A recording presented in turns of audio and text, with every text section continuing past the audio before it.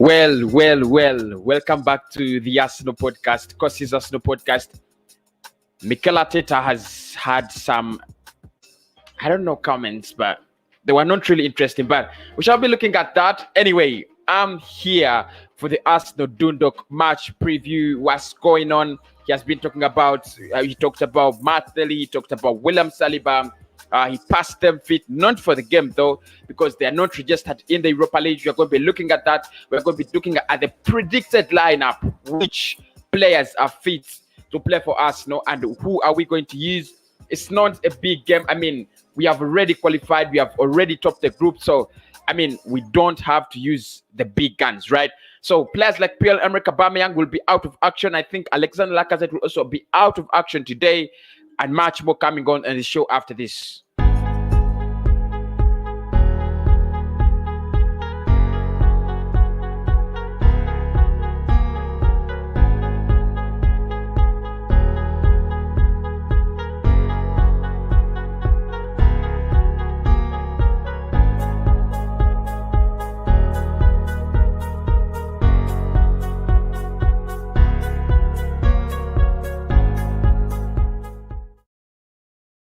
Right then, welcome back to the Arsenal podcast, guys. Now, let us start with Dundalk Arsenal. It's a match, it's a game. I was never planning to do a preview on this. I mean, I don't take it as a serious game, but it is Arsenal content, so I have to do it. And, we discuss matters around it and so on. We are playing Dundalk today. It's away from home, the last game in the Europa League group stages. I told you so. I'm going to say I told you so.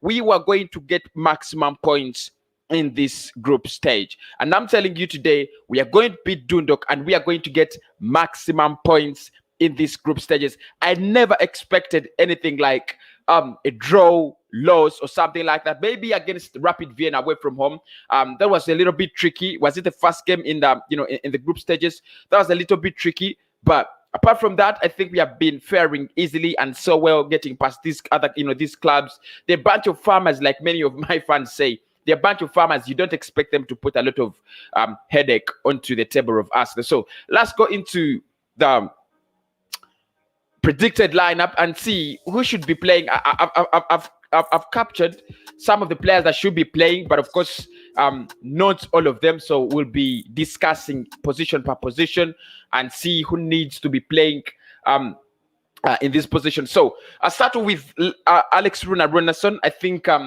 Runarsson is should be fit for to play in this game.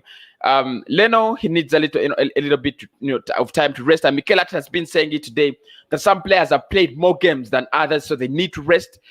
You think you need to give them some time. You need to give them breather. So many games are coming up, especially you think about games like Burnley, Southampton, and Everton, Manchester City, and Chelsea. Those are almost 5 games in a space of 15 days. So you need your players, you need your best players on. None of those games you can say that you're going to use young players and so on. So you will need the best players there. And I think Alex Runarsson has been very good in the Europa League. I mean, he hasn't found any possible difficulties. No teams have attacked him so much, put a lot of threats on his goal. But I think as a goalkeeper, he has not made those mistakes that you think that sag.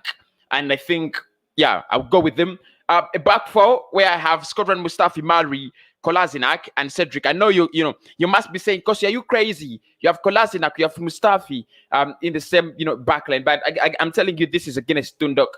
And without William Saliba, you can't play. You can't risk Holding. You can't risk David Louis.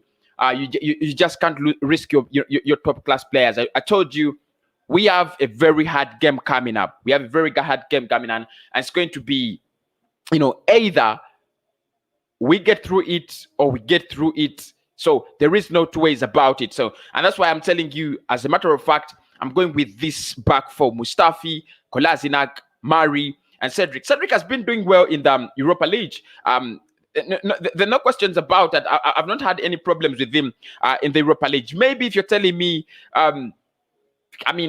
he hasn't got any time in the Premier League. So if you're evaluating him along the lines of Europa League, then I think he's doing well. He's still doing well. Absolutely, really, really, absolutely. But still, I'll go with him. Kolasinac, maybe, one of his last games, he must be leaving in the January transfer window. This is when he must be getting time to leave the club. This is when we must decide that he's leaving the club. I don't want to see him near this squad after the group stages of the Europa League because he's just not good enough. I don't know whether this my plea is going to work or come out like that, but I just pray guy doesn't come closer. He doesn't come closer. This squad. Then in the midfield, I'm going with the midfield three again. Pep, Maitland Niles, Elneny, and Jose Willock. Niles played so well when he was playing in the last game against Rapid Vienna at the Emirates Stadium. He looked so good in the midfield. He was playing with Mohamed Elneny, and I thought if maybe we can give him another big chance to play in that position. Willock, let me tell you, I'm telling you this. I've always chosen Willock. I mean, Emily Smith-Rowe over Willock. I think he's the better player. Emily Smith-Rowe, Reece Nelson, I believe they're the better players than Jose Willock. But I don't know whether Willock is lucky. I'm not sure. He doesn't go out on loans. He's, even under Arsene Wenger, he always got the first choice. But for me, I prefer Emily Smith-Rowe. And I told you, this lineup is predictable. It's a predicted one, so it's not final. If you see any changes, don't tell us. Don't tell me because you lied. I mean, you lied to us. No, this is a predicted lineup, but I think he would come up with something like that, which I think is a midfield good enough to beat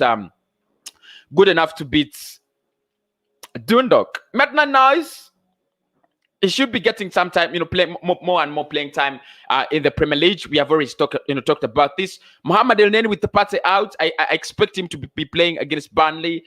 So I would want him to come off at 45 minutes. And then Jose Willock, if he starts, then Emily Smith-Rowe should be completing the game. He should also be playing 45 minutes. Up front, I don't expect to see, Pierre-Emerick Aubameyang. I don't expect to see Lacazette. I don't expect to see Willian. So it would be Reece Nelson, Pepe. Of course, courtesy of Pepe's red card. I'll go with him. I'll select him as one of the players that have to play. And then Edin Ketia up top. You can tell me what you think about that. You can tell me what you think about that lineup. Is it good enough? Pablo Mari with Scotland Mustafi, Kolasinac and Cedric playing as the fullbacks. And then we have Maitland Niles, Willock, Elneny in the midfield, Pepe Nketiah, and Reece Nelson. That is up front. Now, I'm switching over to what you would call the press conference. Mikel Arteta, what exactly did he say? A press conference reviews should be separate, separate videos. They should be standalone videos, but I'm mixing this. I hope it doesn't affect anybody. He has been asked so many questions. He was asked so many, questions, there, in the press conference, and I'm going to be reacting to that, reacting to some of them. First and foremost, was asked about Gabriel Martinelli and William Saliba, and said they're pushing hard. They might be coming back as soon as possible. Both players cannot play in the Europa League until January, when we can register more names and register different players. But apart from that, it seems that both players are really coming back. Martinelli had a game with the Wimbledon. Actually, both of them played in the under-21 Wimbledon game, which we lost 3-0. Quite embarrassing. But I'm not interested in the result. I'm interested in the coming back of William Saliba and Gabriel Martinelli. So he said both players are coming back very soon. So we expect a lot of of them in the coming games. So I hope he didn't lie, because he really lies a lot. He was asked about Pierre-Emerick Aubameyang, the lack of goals, the lack of morale and everything. Is it affecting us? No, guys no longer playing with a smile.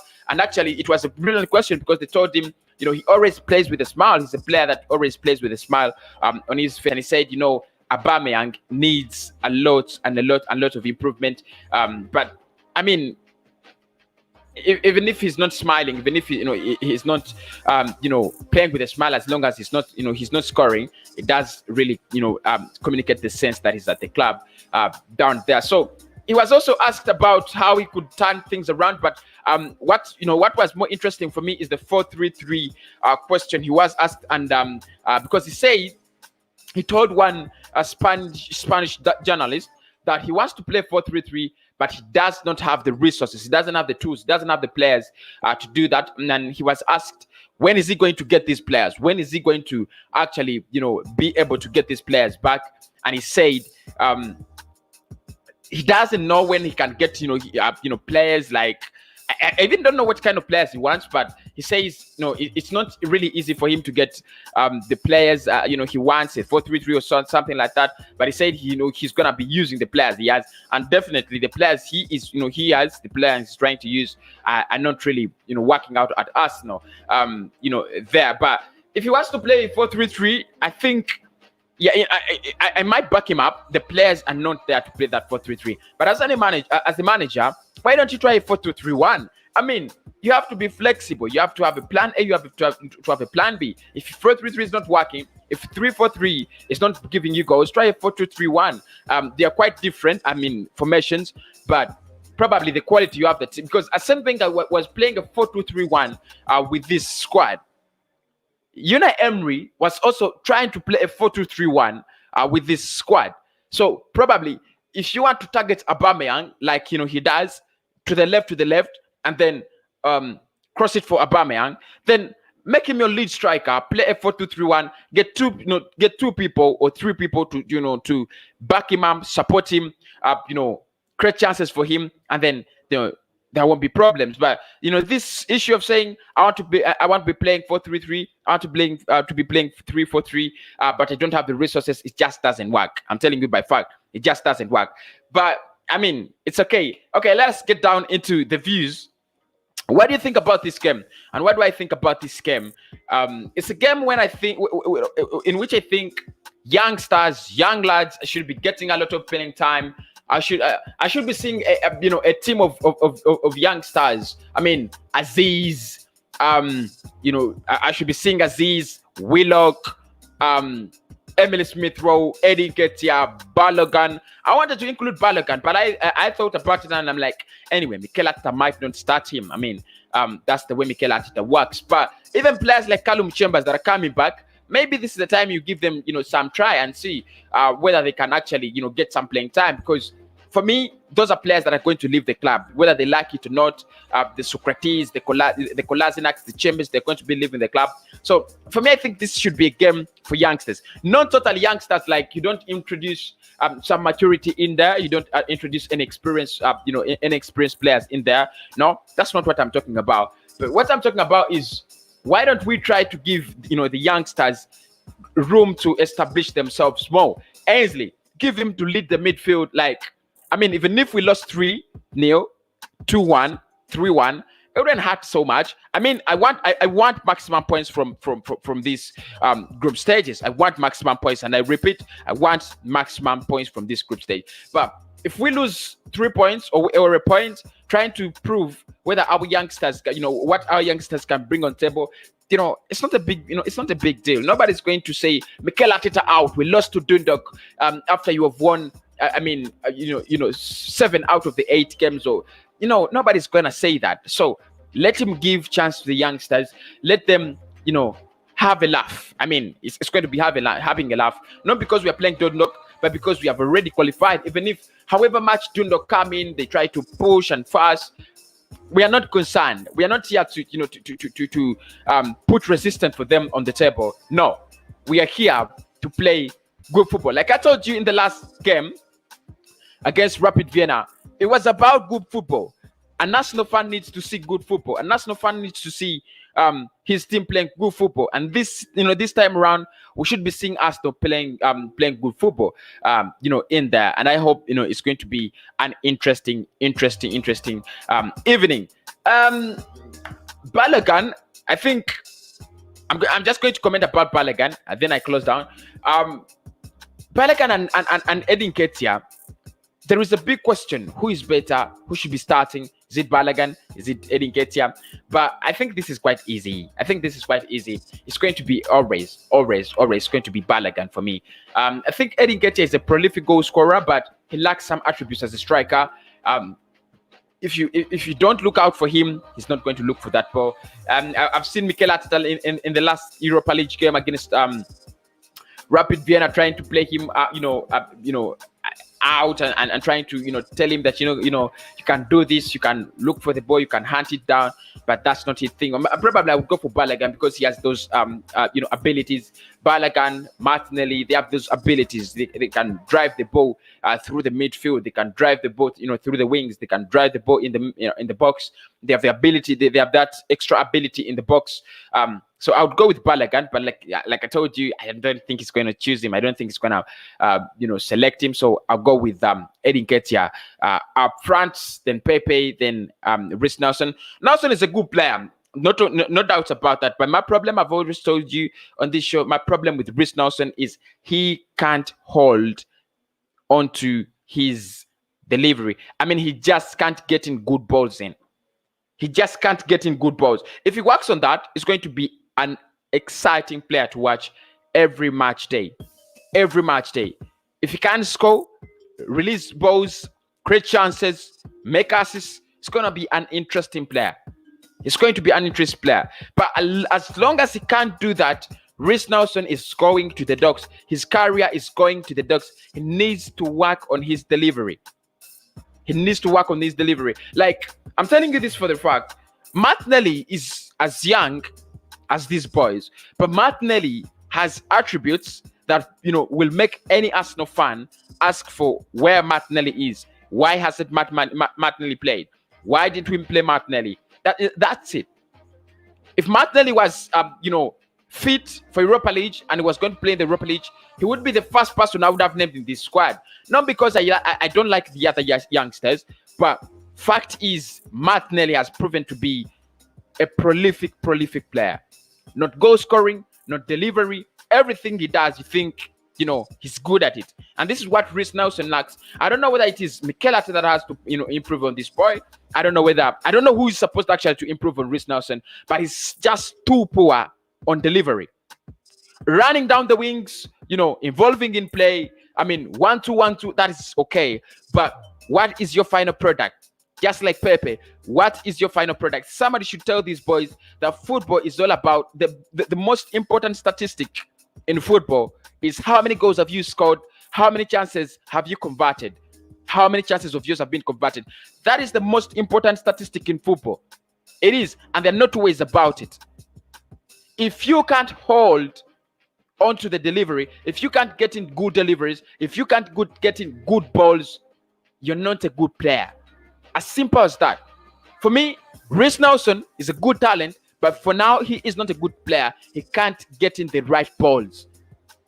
He needs to get in the right balls. I mean, why do you bring in corners that stop on the first defender? Why do you bring in free kicks that stop on the first player?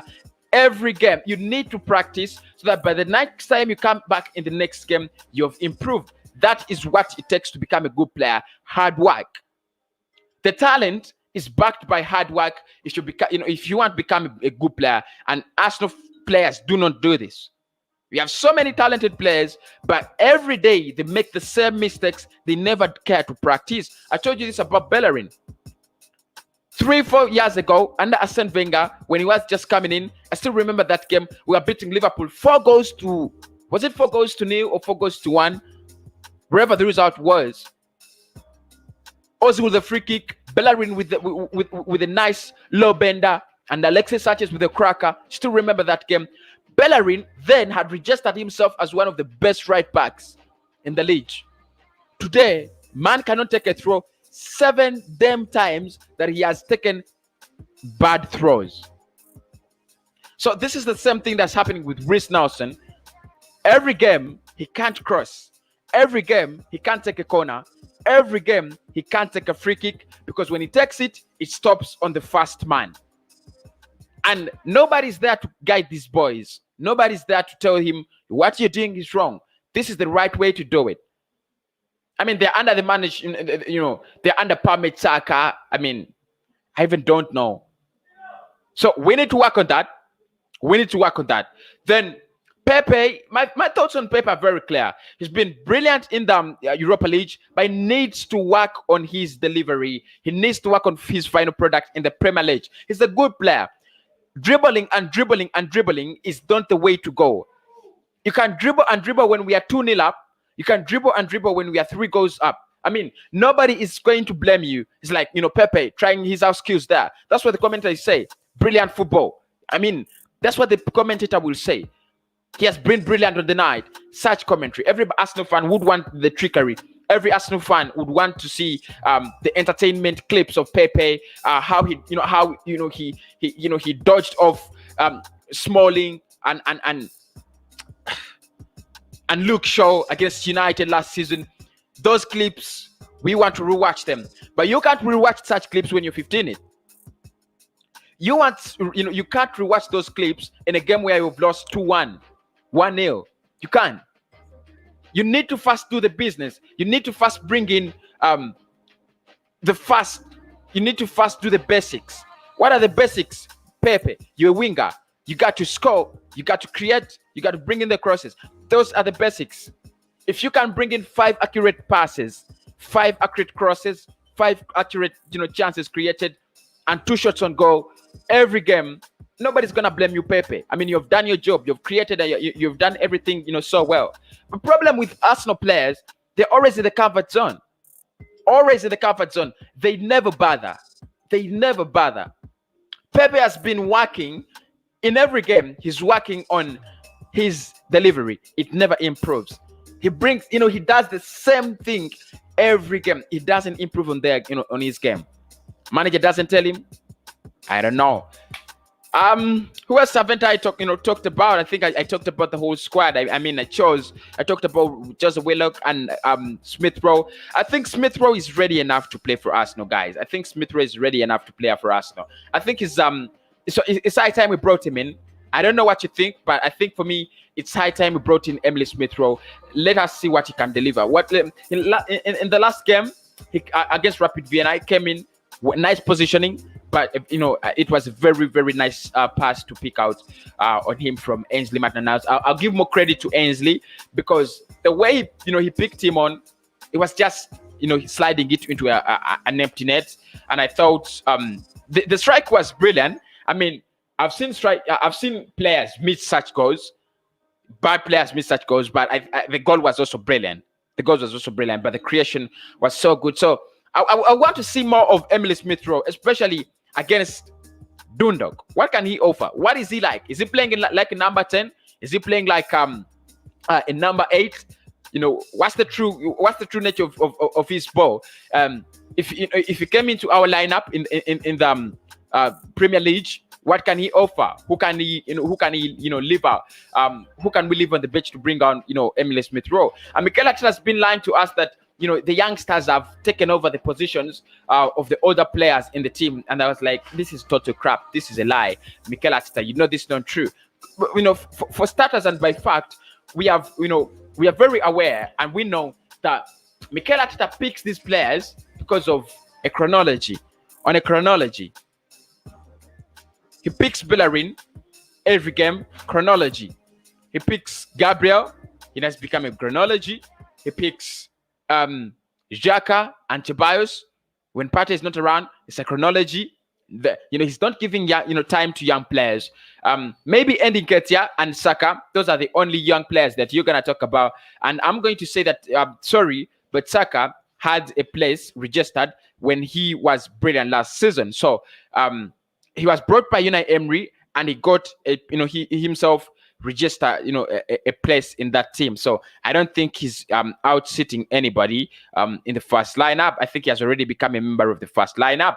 Under Mikel Arteta, I would want to see players like Emile Smith Rowe, Balogun. These players are really developing under Mikel Arteta, but it's not giving them chance. Give them some chance. Let's see what they can do. The William Salibas, actually, he has had a lot of he's lucky. He has inherited talent like William Saliba.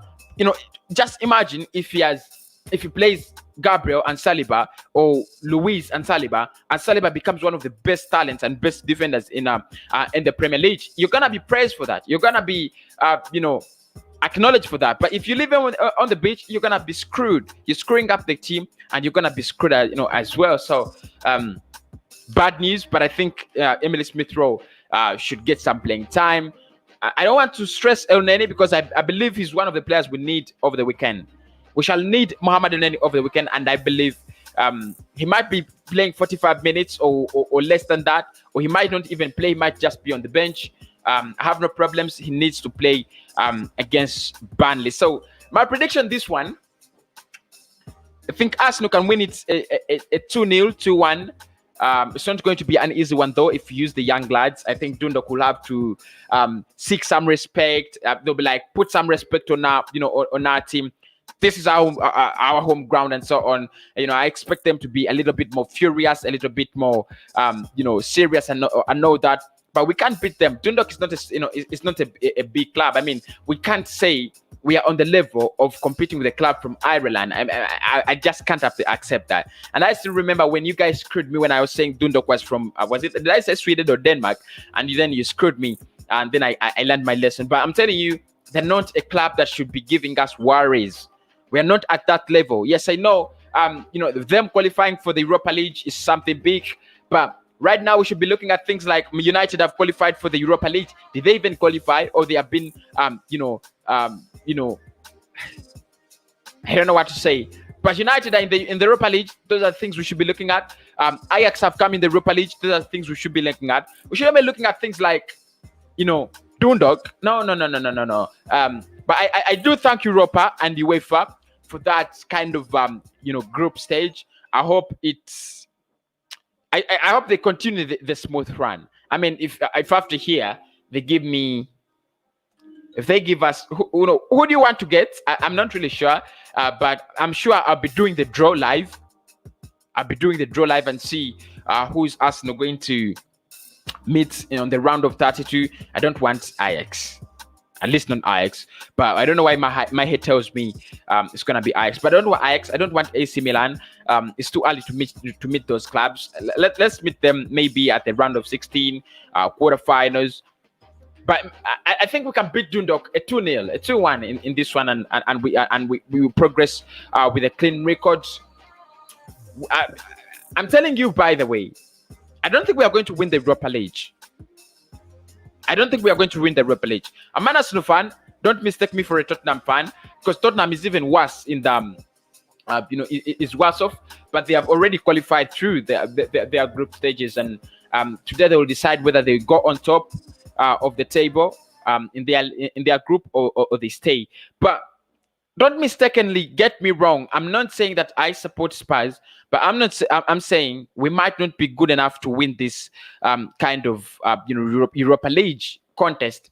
United is there, Ajax has come, AC Milan, Tottenham. There's so many roadblocks in it. Thank God Real Madrid did come down, because it should have been an easy one for them. But I'm telling you, if we can go as far as quarterfinals, if Mikel Arteta is still a manager and he goes as far as quarterfinals, I'll be grateful. If we get a new manager and we go as far as semifinals, I'll be grateful, because I don't expect us to win it. Probably you're going to play Ajax in the quarterfinals, semifinals you play Spurs or United. It's not going to be easy. Even if we are playing AC Milan right now, they're completely a different side from who they were last season, and that's what we have failed to do.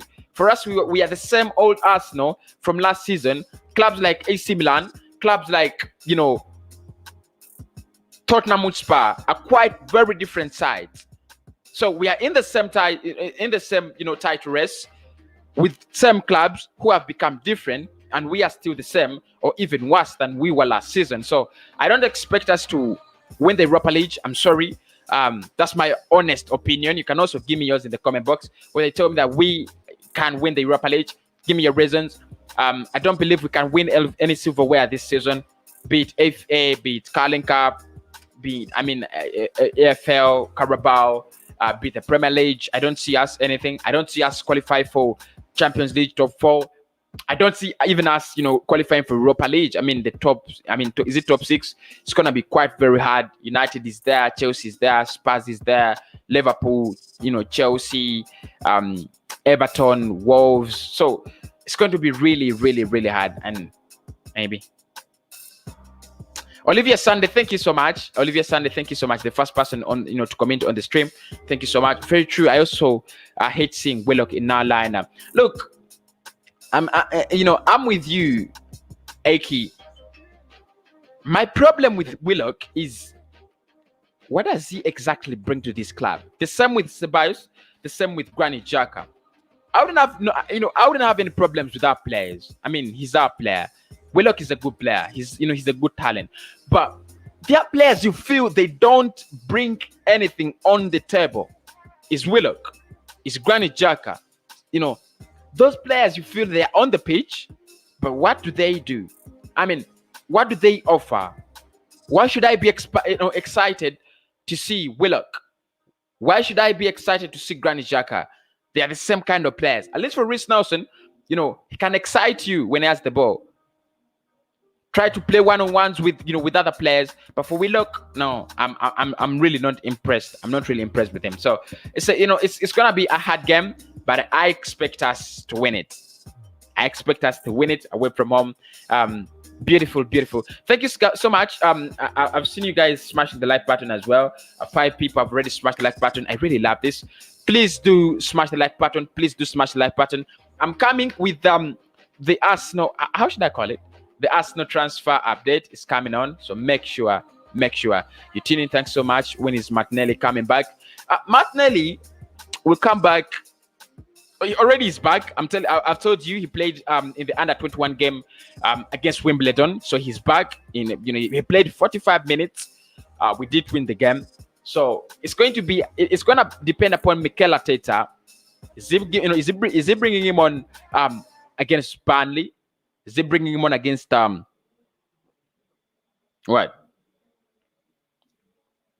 Southampton or Everton? It's gonna depend on him. If he wants to play him, let him use him.